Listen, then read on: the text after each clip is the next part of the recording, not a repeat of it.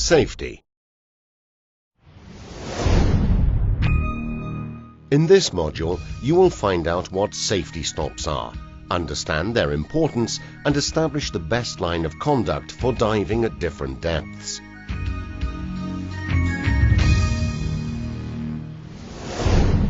Decompression in practice.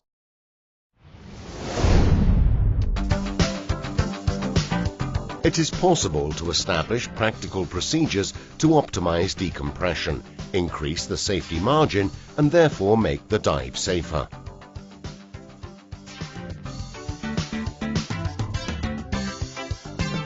For example, you must understand when it is more useful to make a safety stop or if it is more convenient to ascend a few minutes before reaching the limit of the no deco stop time.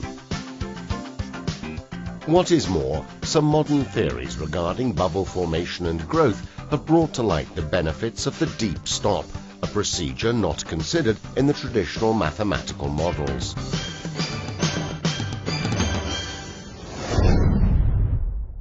The safety stop.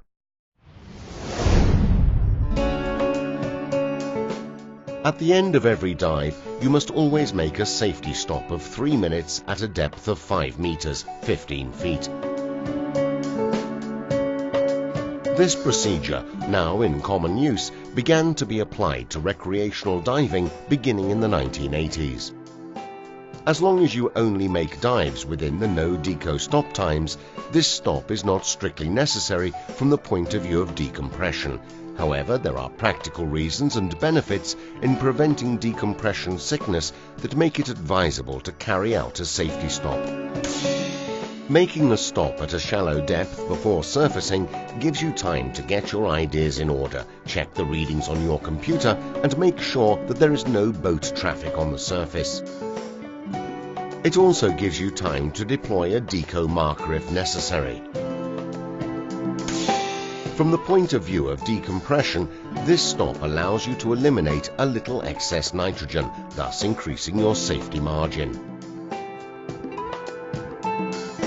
The depth of 5 meters, 15 feet, was chosen because it is near enough to the surface that it can be seen and deep enough to reduce the risk of involuntary surfacing before the end of the safety stop. In all honesty, as we are dealing with a safety stop and not a compulsory decompression stop, the precision of the depth the stop is made is only relatively important. This is why dive computers allow the stop to be made between 3 and 6 meters, 10 to 20 feet.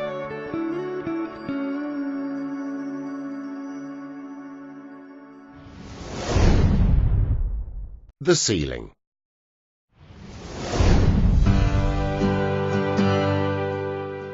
In order to better assess the efficiency of the safety stop, we must introduce the concept of a ceiling, which is generally only used for dives that exceed the no deco time limits. In practice, it means that at any moment on the dive there is a maximum depth to which you may ascend, so it is as if we have a ceiling above our heads. The depth of the ceiling varies because it depends on the depth you are at and how much time has elapsed. If you are at the limit of the no deco time, your dive computer calculates that the permissible ceiling is 0 feet, meaning the surface itself. Instead, if you ascend later, the computer will indicate a ceiling at a deeper depth, for example at 2 meters, 7 feet, and you are obliged to make a decompression stop.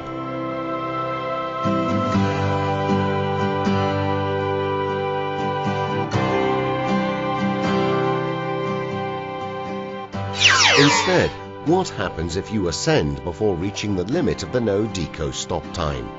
Your ceiling will be at a level higher than 0 meters, 0 feet, and therefore have a negative value. For example, you could have a ceiling of -3 meters, -10 feet, meaning that not only can you ascend to the surface, but you can also ascend another 3 meters of water, if there were any. This negative value is therefore a virtual ceiling, which helps you assess the safety margin. The higher the negative ceiling, the greater the safety margin. In practice, a dive with a ceiling of minus 1.5 meters, minus 5 feet, has a greater safety margin than one with a ceiling of minus 0.9 meters, minus 3 feet.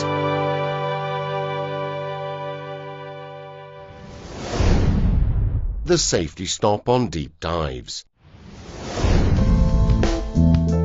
Let's see what happens on a dive to 40 meters, 130 feet, ascending 3 minutes before reaching the limit of the no-deco time. On surfacing, the ceiling is about minus 1.5 meters, minus 5 feet. Instead, now let's examine a dive made to 40 meters, 130 feet, to the limit of the no-deco time, when we add a safety stop of 3 minutes at 5 meters, 15 feet. On surfacing, the ceiling is about minus 2 meters, minus 7 feet. So making the safety stop is better than ascending before reaching the no-deco dive time. Always make a safety stop on deep dives.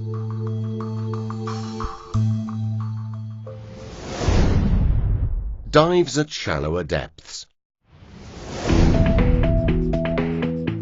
We have seen the benefits of the safety stop on a deep dive. Let's now look at a dive made to a depth of 20 meters, 66 feet. If you arrive at the limit of the no-deco time, the ceiling will once again be 0 meters, 0 feet. There is, however, a big difference from the deep dive. The ceiling remains negative for most of the dive, in practice until after the 40th minute.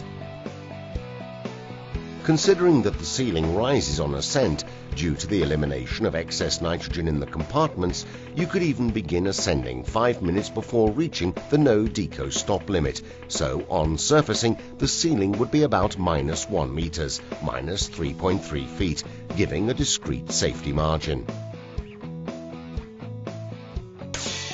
Now let's add a safety stop of 3 minutes at 5 meters, 15 feet, to this dive. We discover that the margin offered by the safety stop is, in terms of the ceiling, much less than minus 1 meter, minus 3.3 feet.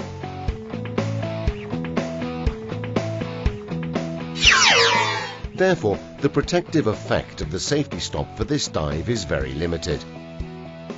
In effect, to have the same safety margin as you had beginning the ascent 5 minutes before reaching the limit of the no-deco time, you must extend the duration of the stop at 5 meters, 15 feet, to 17 minutes.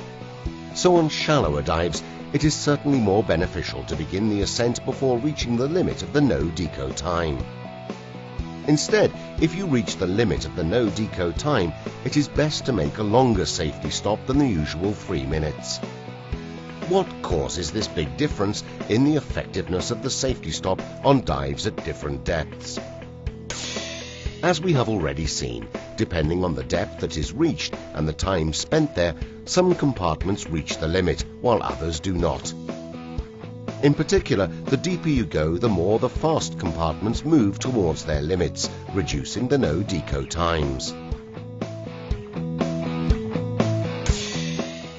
At shallower depths, the fast compartments are not affected, and it will therefore be the slow ones that establish the no-deco dive time. In short, the fast compartments control deep dives, while the slow compartments control the shallower dives. The elimination of nitrogen is calculated in the mathematical model that is based on half saturation times. In virtue of this, it is easy to understand that in the 3 minutes of the safety stop, more gas is released in the fast compartments than the slow ones. For example, a compartment with a half saturation time of 2 minutes loses 64.6% of its excess nitrogen, while one with a half saturation time of 640 minutes loses just 0.3% of its excess nitrogen. The safety stop is extremely important on deep dives, while it has little effect on the shallower dives.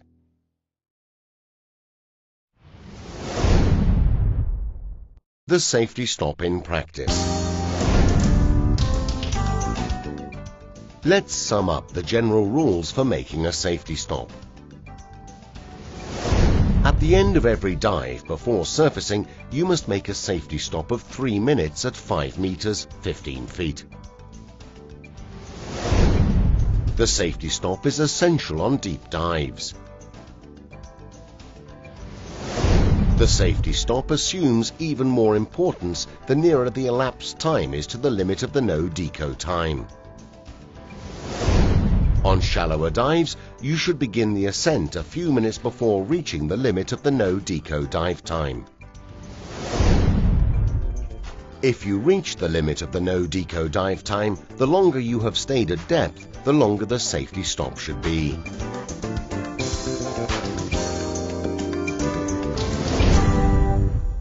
Deep stops. Deep stops are an interruption to the ascent at a determined depth. These stops should not be confused with compulsory decompression stops in that they are precautionary rather than obligatory. In practice, it is as if you were making extra preventive safety stops during the ascent. It was the ichthyologist Richard Pyle who, while making deep dives, noticed that he felt less tired after a dive when he collected fish samples than when he returned directly to the surface without collecting anything. He also noticed that these symptoms had more to do with gas absorption than the actual physical exertion he did. Considering the only difference between dives were the stops he made to carry out certain procedures to protect the fish samples he had collected, he assessed that these stops were the reason he felt in better physical condition after a dive.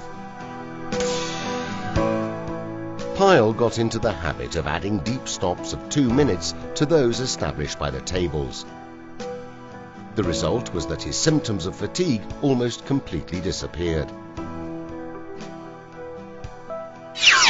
Pyle set the stops at a depth equal to the average of the absolute pressure of the depth he had been to and that of the first decompression stop. He would then repeat the stops using the same criterion until he was at a determined distance from the depth of his first obligatory stop. You will use a simpler system. Make the stop at half your maximum depth. For dives to 20 meters, 66 feet or less, it is not necessary to make any deep stops, just the regular safety stop. For dives between 20 and 30 meters, 66 and 100 feet, it is best to make, as well as the safety stop, a deep stop of 2 minutes between 10 and 15 meters, 33 and 50 feet. You can also always make it at 15 meters, 50 feet. For dives between 30 and 40 meters, 100 and 130 feet, you should, apart from the safety stop, make a deep stop between 15 and 20 meters, 50 and 66 feet. Also, in this case, it can always be made at 20 meters, 66 feet. Many modern dive computers calculate deep stops and indicate them during the ascent. As these are safety stops, they are optional, but it is advisable to make them, following the indications of your computer.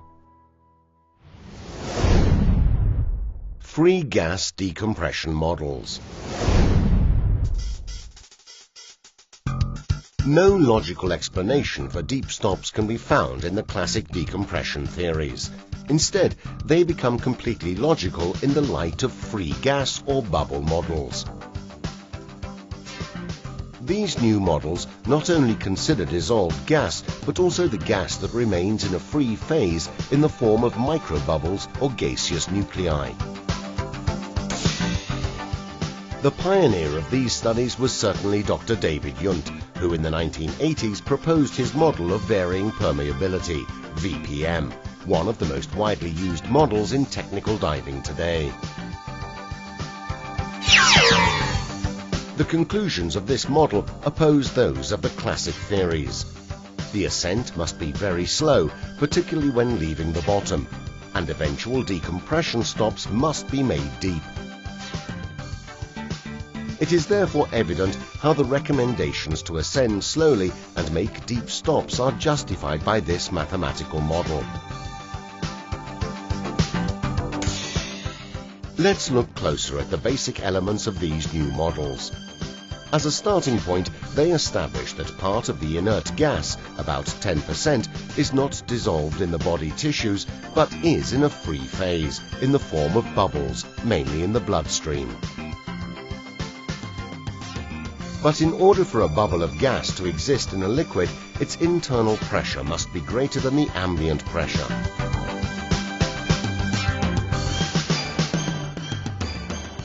Molecules of liquid are greatly attracted to each other, so much so that on the surface this attractive force, surface tension, causes the molecules to form a membrane strong enough even for small insects to walk on. This surface tension tends to squash the bubble, so in order for a bubble to exist, it must have a pressure greater than the ambient pressure. The difference in bubble and ambient pressure is, according to Laplace's law, directly proportional to the surface tension and inversely proportional to the radius of the bubble, meaning that the smaller the bubble, the greater the pressure difference.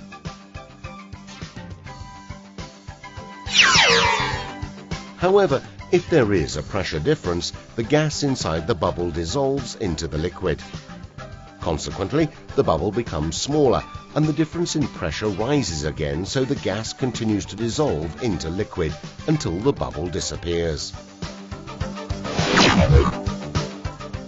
So all bubbles are destined to disappear after a few seconds. However, bubbles are found in fizzy drinks, where they stay for a long time. This contradiction led Jung to study the persistence of bubbles, and he discovered that bubbles resisted for physical and structural reasons. Physically, bubbles tend to reduce the squashing effect of the surface tension by attaching themselves to the walls of a container, glass or blood capillary, whatever, or joining together. Structurally, every bubble is surrounded by a membrane created by surface activity, also known as surfactant. These surfactant molecules, thanks to a reciprocal action of attraction and repulsion, act like an elastic net on the surface of the bubble. The smaller the bubble, the more the net closes and obstructs the passage of gas from the bubble to the liquid, and vice versa. The ease of passage of the gas molecules is defined as the permeability of the bubble. If the size of the bubble increases, the permeability increases, and vice versa. The name varying permeability model derives from this fact. On ascent, the bubbles of nitrogen are in a particular situation. They have a greater pressure in respect to the ambient pressure, but the liquid is oversaturated. If the pressure of nitrogen in the bubbles remains greater than the tissue tension of nitrogen, Pt, the gas tends to pass from the bubble to the liquid, and decompression is optimal. But if a diver ascends too much, the volume of the bubble increases, according to Boyle's law. The pressure difference with the outside decreases, and the pressure of nitrogen inside the bubble falls below that of the tissue tension of nitrogen, Pt. Gas, therefore, passes from the liquid to the bubble, which increases in size, reducing the pressure difference with the outside, and so continues to grow until it becomes a substantially sized bubble, and thus a potential cause of embolism.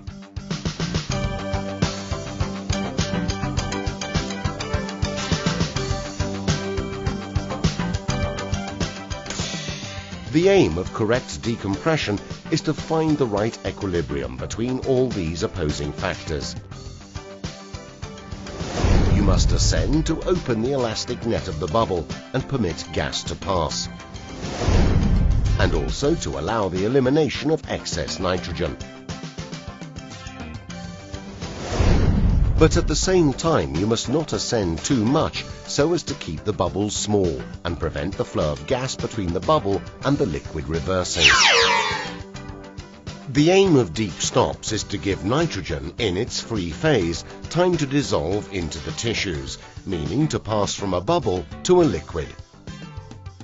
In the VPM model and its derivatives, such as RGBM, it is possible to mathematically calculate the maximum acceptable level of oversaturation instead of using practical experimental tests.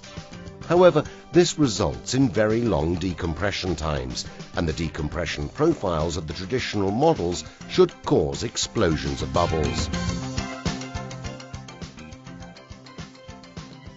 This is why the new models have been adjusted experimentally, as you can discover by attending the PSS Accelerated Decompression course.